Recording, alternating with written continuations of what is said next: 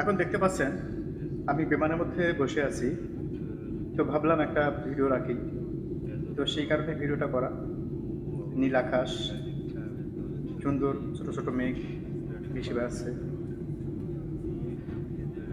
আমি যখন সিঙ্গাপুর থেকে বাসায় যাচ্ছিলাম, বাংলাদেশে যাচ্ছিলাম, ঠিক তখন এই ভিডিওটা করা ছিল। যারা বিমানের মধ্যে যাওয়া আসা করে তারাই বুঝতে পারে যে এটার সৌন্দর্যটা কেমন। হাজার হাজার মাইল উপর থেকে যখন আমরা এই দৃশ্যগুলো দেখতে পাই, বিশেষ করে মেঘগুলা যখন এক জায়গা থেকে আরেক জায়গায় উড়ে বেড়ায়, বড় বড় মেঘের মধ্যে দিয়ে যখন বিমানগুলো প্রবেশ করে, অনেক ভালো লাগে। অনেক তখন যখন বিমানগুলো এই মেঘের মধ্যে দিয়ে যায়, একটা ভাইব্রেশন তৈরি হয় বিমানে। আমরা অলরেডি বাংলাদেশ সীমানার মধ্যে পৌঁছে গেছি।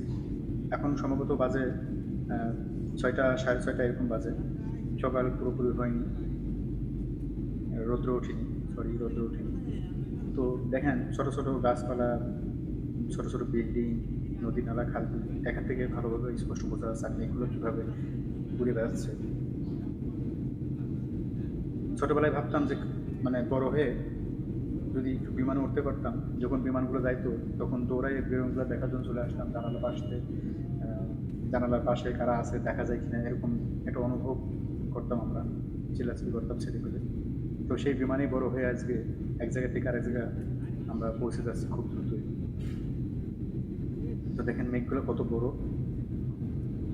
বেশি বেড়াচ্ছে, সুন্দর সুন্দর মেঘগুলা, ছোট ছোট বাড়ি ঘর, খাল বিল, রাস্তা, খুব সুন্দর লাগতেছে দেখে। এখান থেকে আসলে খুব ভালো লাগে।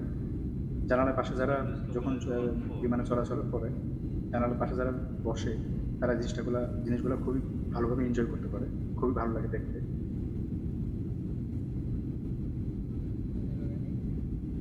তো দেখেন ছোট ছোট মেঘগুলা, এগুলাই একসময় বড় আকারের মেঘে রূপান্তরিত হয়ে বৃষ্টি বৃষ্টি দেয় আমাদের। তো ঠিক আছে, আপনারা ভালো থাকবেন। এই পর্যন্ত আজকের মতো বিদায় নিলাম। আল্লাহ হাফেজ।